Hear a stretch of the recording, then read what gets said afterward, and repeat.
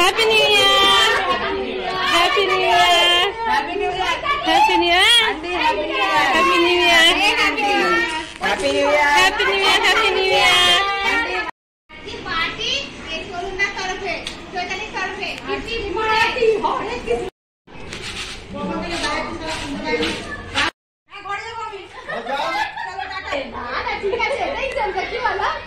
আমার মানে এই গাছ দুটো আমি ওখানে ও নার্সারিতে আমাকে ফটো পাঠিয়েছিল, আমি ওখান থেকেই বুক করেছিলাম এই গাছগুলো।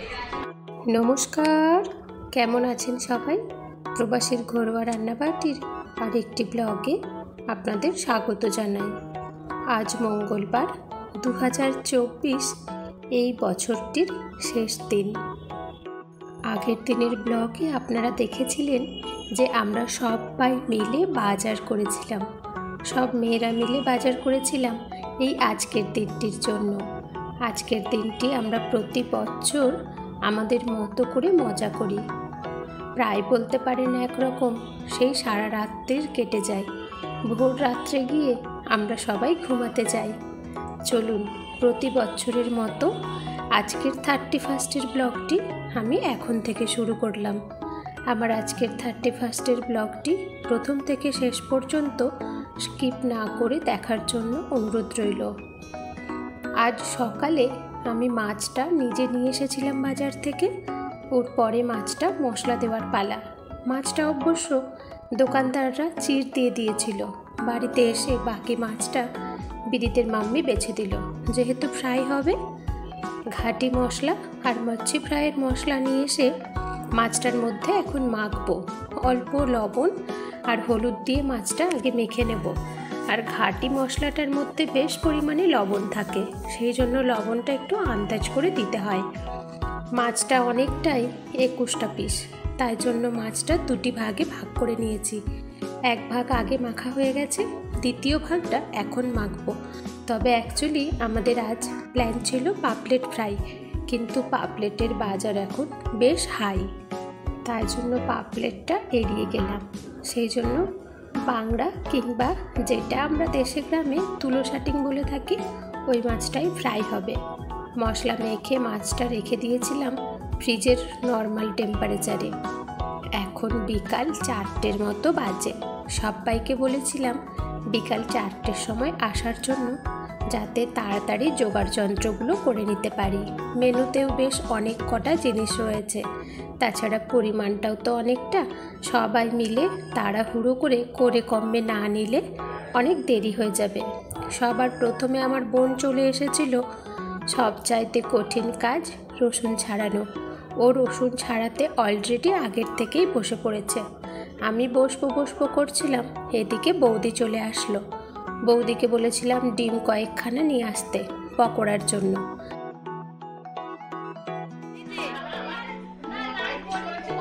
আচ্ছা দাঁড়াও, লালপরি 4টের সময় আসতে বলেছিলাম, এখন কটা বাজে? হ্যাঁ, ঘুমিয়ে পড়েছি। 4:25। এই আমার ঘড়িতে কটা বাজে? 5:25।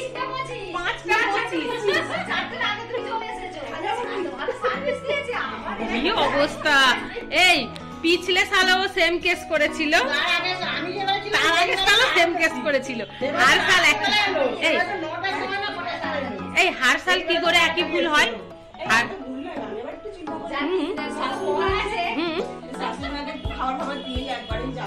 আচ্ছা, খুব ভালো করেছো। তার আবার কি চিন্তা? চা কিন্তু ফিস্টের পয়সায়, ঠিক আছে? দুধের চা চিনি ফিস্টের পয়সায়।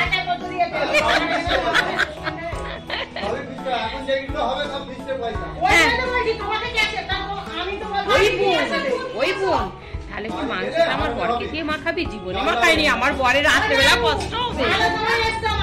ও গো না গো, তোমার কষ্ট হবে, তুমি জীবনে মাখাবি।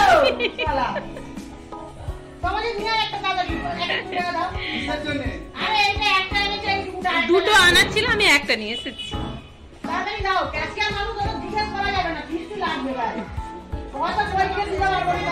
এখন ওটা হাতা দিয়ে মাখাবি? আচ্ছা তাই হাতা দিই, নাহলে কাঁচা লঙ্কার ঝাল তো প্রচুর লাগবে। অন্তরা লেট ফাইন, তুই কি কাজ করবি বল? তুই নিজে চয়েস কর কি কাজ করবি। মাংস মাখা। না বাবা, মাংসটা মাখাতে পারবি না, বস।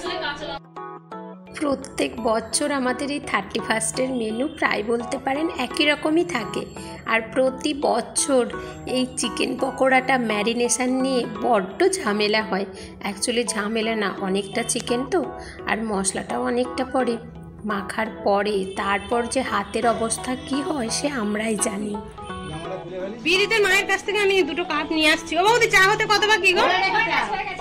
চা হয়ে গেছে তো, চলো বোন, যতগুলো কাপ আছে নামিয়ে দে। আমি ভিডিও চালুই করিনি, আমি বকে যাচ্ছি। ওই আরেকবার চায় চায় বল, বল একবার বল। এই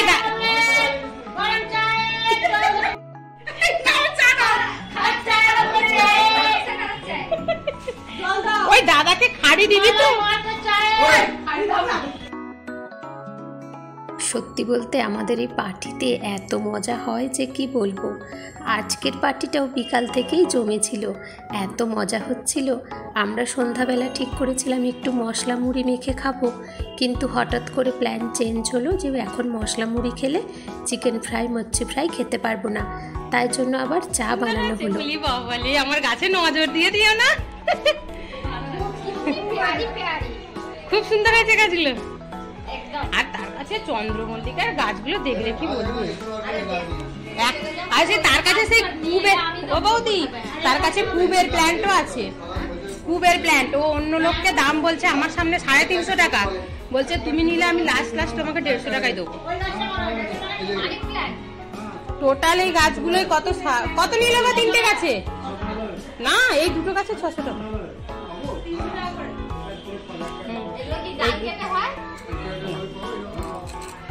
কি গো,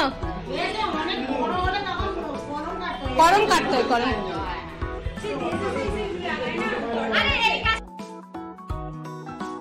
আজ বছরের শেষ দিনে আপনাদের দাদা ভাই আমায় খুব ভালো জিনিস গিফট করলেন। অ্যাকচুয়ালি গাছগুলো আমার অনেক দিনের পছন্দ ছিল, ঠিক মতো পাচ্ছিলাম না, তাই জন্য বলতে পারেন একরকম অর্ডার দিয়ে নিয়ে আসা। এইদিকে আমার গাছগুলি দেখে বৌদির ভীষণ পছন্দ হয়েছে। আর যেহেতু গাছপালা আমাদের বিল্ডিংয়ের নিচেই রয়েছেন, বৌদি আবার ছুটতে চলে গেল গাছ নিতে। ওদিকে চিকেন পকোড়া ভাজার সময় হয়ে এসেছে। ম্যারিনেশন করে রাখা হয়েছিল, প্রায় 1 থেকে 1.5 ঘন্টার মতো হলো। চলুন কোথায় এখন কর্নফ্লাওয়ারটা মেখে নিই, তারপরেই চিকেন পকোড়া ভাজতে শুরু করতে হবে। পকোড়াটাও 5 কেজি মাংসের হবে, ওদিকে আবার মচ্ছি ফ্রাই, তারপরে মটন, চাটনি, পাঁপড় ইত্যাদি। আর পকোড়া এবং মচ্ছি ফ্রাইয়ের সঙ্গে খাওয়ার জন্য স্যালাড আছে, সর্ষের সস, টমেটো সস, আর আমি একটা গ্রিন চাটনি বানিয়েছি, যেটা ধনেপাতা, পুদিনা, লেবু, তেঁতুল, সামান্য দই দিয়ে বানানো হয়। চাটনি আমার রেডি, ওদিকে চিকেন পকোড়া ভাজা হচ্ছে। আজ রান্নার প্রথম গ্যাস জ্বালিয়ে উদ্বোধনটা করলো আমার বোন। ওকে বললাম যে তুই অনেকক্ষণ থেকে কাজ করছিস, যদি কষ্ট হয় আমায় দে। ও বললো না ঠিক আছে, আমি একটু বসছি। আর এদিকে দেখুন বৌদির কারবারখানা। আমার মতো গাছের অর্ডার তো দিয়েইছেন, সেই লাল পাতাবাহার গাছটা, আবার চন্দ্রমল্লিকার একখানা গাছ নিয়ে এসেও হাজির করেছেন, সঙ্গে ওই কুবের প্ল্যান্টটিও রেখেছে। এইবারে কিন্তু ওই গাছওয়ালাটা অনেক বিভিন্ন ধরনের গাছ তুলেছেন, আর প্রতিটি গাছই ভারী সুন্দর। আমি একেবারে গাছগুলো সব নিয়ে আসবো না, ভাবছি 1-2 করে নিয়ে এসে গাছগুলো ব্যবস্থা করে নিয়ে তারপরে আবার একটু একটু করে নিয়ে আসবো। আজ তো 3টে গাছ নিয়েই এসেছি, তারপরে দেখা যাবে। এই দেখুন বৌদির কুবের প্ল্যান্টটা কি সুন্দর হয়েছে। আমারও ভারী পছন্দের ছিল এই কুবের প্ল্যান্টখানা, কিন্তু দামটাও একটুকু কমাচ্ছিল না। তাছাড়া আজ যেহেতু 3টে গাছ নিয়েছি, 3টে গাছেও তো অনেকটা পয়সা, সেই জন্য আর নিলাম না। এদিকে দেখুন চিকেন পকোড়া ভাজা হচ্ছে, আর বাচ্চারা খুশিতে নাচছে। স্পিকারে গান তো লাগানোই আছে। এই দুজনের জুটি ভারী জমেছে জানেন, দুজনেই একেবারে সেম বয়সের। দুজনের নাচ আর দুজনের কালারের জামাও দেখুন একই হয়েছে, সেই জন্য আরও দুজনের এত ভাব। আর ওই পুচকুটাকে দেখুন, আমার ছোট ছেলে তো, ওকে নিয়েই ব্যস্ত। ও ভুলেই গেছে পার্টিতে একটু ড্যান্স করব, মজা করব, খেলবো। ও শুধু বনি আর বনি। তিনটে ফোন কেন? আমাকে একটা দিয়ে দাও বলো। ওই তো তোর কাকুর ফোনটা চেনে। ও আর তাহলে তোর কাকিমার ফোনটা কোথায়? কাকিমা ফোন দাও। अरे एके फोन दे नहीं फालतू फालतू जिनिस चालाबे। এই তো কাকিমার ফোন দিচ্ছে নে। হ্যাঁ এবার হ্যাপি ভালো। আর বাচ্চাগুলো কি করবে? বাচ্চাগুলো কি করবে এবার? কেমন হয়েছে রে? হ্যাঁ পকোড়ায় স্যালাড দিয়ে দাও সবাইকে। একটু চাট মশলা ছড়িয়েছো? শোনো এখানে বসো। হ্যাঁ কেমন আছে পকোড়া? কেমন আছে? Thank you. বস এখানে বস। এই আমার দুষ্টুকে পকোড়া দাও। যা অর্ণব দাদার ওপাশে বস। চাট মশলা আরো সেই মাছি ফ্রাইয়ের সময়ও লাগবে। তাই ওতে দিয়ে দাও একটু।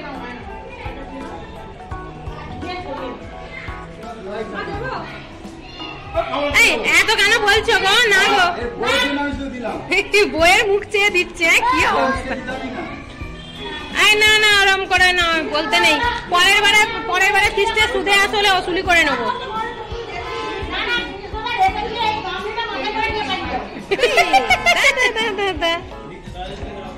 দাদা বলো। ও সবার কাছে যায় দেখো, যথেষ্ট বড় কিন্তু।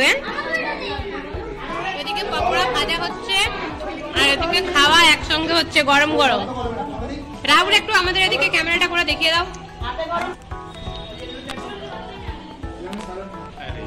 না দেখো পকোড়াটা আজকে হেভি হয়েছে। কেমন হয়েছে? আরে তুমি বসো না, বসে খাও একটু তোমার।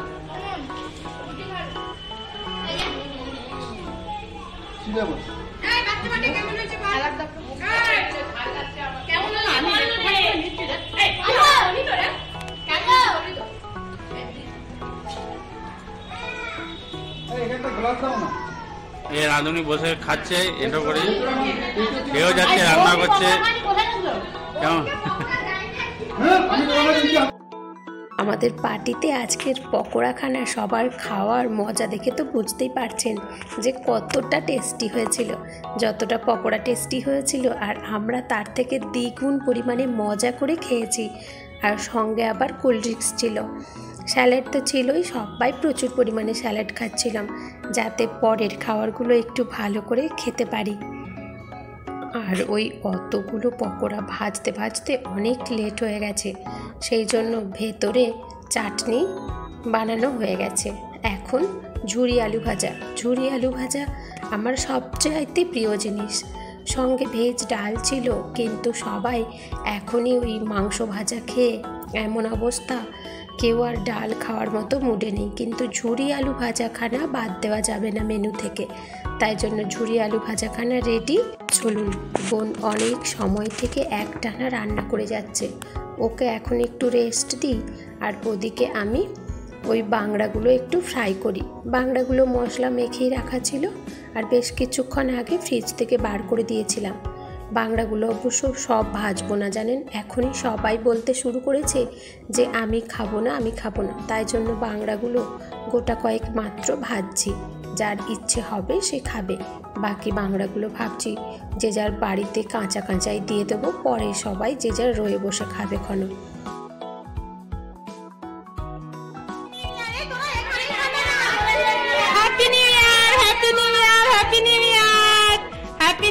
To all of you. Goodbye 2005. এই 2024 চলে গেছে, 2025 এসে গেছে।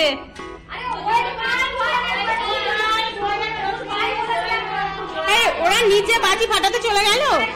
বাবা বলবো এই happy new year, happy new year, happy new year. আর বাকিগুলো কোথায় গেল? বেরোবে না নাকি? ও বাবা, happy new year, happy new. এই বৌদি জল পরে খাবে দাদাকে।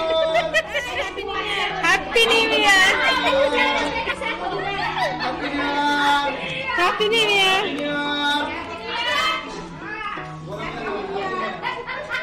এই তার কিন্তু মন খারাপ, সে ভেবেছিল তার বড় অন্তত 12টা 1-2 এর মধ্যে চলে আসবে গো।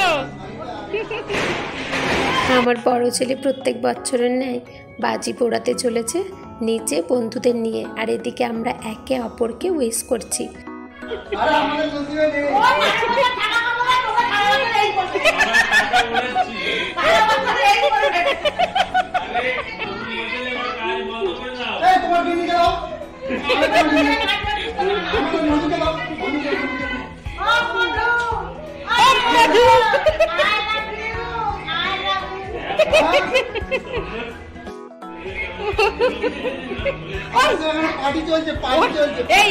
এই ছোট ছোট মেম্বারটাকে হ্যাপি নিউ ইয়ার বলেনি কেউ?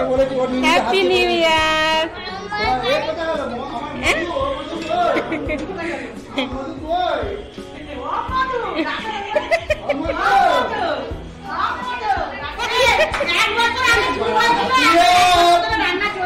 এক বছর আগে শুরু হয়েছিল, এখন এক বছর শেষ হয়ে গেল, এখনো রান্না চলছে। এই যে আমাদের মাংস কষা হচ্ছে। এদিকে মটনটা কষানোর পর্ব চলছে, তবে অবশ্য এতটা মটন ওই কড়াতে কষিয়ে নিলেও ওতে কিন্তু ধরবে না। আমি ভেতরে দুটো ছোট টোপে করে ভাত বানিয়ে নিয়েছি। বড় টোপটা যেটা ভাতের জন্য নিয়ে আসা হয়েছিল ওর মধ্যেই মটনটা ঢেলে ফুটিয়ে নেওয়া হবে। রান্না বান্না করতে আমার বোন এবং আমি দুইজনেই ভীষণ ভালোবাসি, তবে আমার চাইতে আমার বোন রান্নাটা অনেক বেশি ভালো করে, তাছাড়াও ভালোবাসে রান্না করতে। দেখেছেন রাঁধুনি ড্যান্স করতে করতে মটন কষাচ্ছে, আর বৌদি তো আগেই ভেতরে আমার কিচেনে চাটনিটা বানিয়ে ফেলেছে। এখন সবাইকে বলছি যে স্যালাডটা কেটে নিতে, ভাতে খাওয়ার জন্য স্যালাডটা অনেকটা লাগবে। আর এই কচি কাঁচাগুলি বারবার এদিক ওদিক ঘুরতে ঘুরতে স্যালাড খাচ্ছে। এখন অনেকটা রাত্রি হলো, চলুন বাচ্চাদের আগে খেতে দিয়ে দিই। আজ বাচ্চারাও বেশ অনেক কয়েকজন ছিল, আমার দুই ছেলে কেয়ার, দুই ছেলে মেয়ে, বৌদির সঙ্গে মৈনাক এবং অন্তরা, ওদিকে বৌদির বোনের দুটি মেয়ে, আবার এদিকে আমাদের বিদিত। বাচ্চাদের খাওয়ার পর্ব মিটলে আমরা বড়রা সবাই মিলে একসঙ্গে খেতে বসে পড়ব। মটনের কালারখানা দেখেছেন? কালারখানা দেখলেই কিন্তু খিদেটা আরও বেশি বেড়ে যাবে। চলুন ঝটপট করে বলে নিই আজকের মেনুতে কী ছিল। মেনুতে ছিল স্যালাড, পাঁপড়, ঝুরি আলু ভাজা, মটনের ঝোল আর চাটনি। মটনটা কিন্তু ভীষণ সুস্বাদু হয়েছিল, দেখতে যতটা সুন্দর খেতেও ঠিক অতটাই সুন্দর। আর সবচাইতে বেশি আজকে হিট করেছিল ঝুরি আলু ভাজা। সত্যি কথা, ঝুরি আলু ভাজা তো আমার এত প্রিয় যে কি বলবো। ডাল থাকলে সঙ্গে খুবই ভালো হতো, কিন্তু তাও আমি আজকের ঝুরি আলু ভাজা দিয়ে অর্ধেক ভাত খেয়ে ফেলেছিলাম। এতটা রাত্রেও অত সুস্বাদু মটন আর সঙ্গে ঝুরি আলু ভাজা, আমার আজকে খাওয়াটা এত চাপ হয়েছিল যে কি বলবো। চলুন আজকের এই ব্লগটি আমি এখানেই শেষ করছি। আমাদের তো 31st পার্টি ভীষণ মজা করে কাটলো। আপনাদের কেমন কাটলো পারলে একটি কমেন্ট করে জানাবেন, আর আমার ব্লগটি ভালো লাগলে একটি লাইক করে দেবেন। আপনাদের সবাইকে নতুন বছরের অগ্রিম শুভেচ্ছা জানাই। ঠাকুরের কাছে প্রার্থনা করি আপনাদের পুরানো বছরের যত দুঃখ দেয় বা কষ্ট দেয় যেসব ঘটনা, সব যেন ঠাকুর মন থেকে মুছিয়ে দেয়, আর যত অপূর্ণ হওয়া ইচ্ছে কিংবা স্বপ্ন সব যেন নতুন বছরে পূর্ণ হয়। সবাই ভালো থাকবেন, সুস্থ থাকবেন।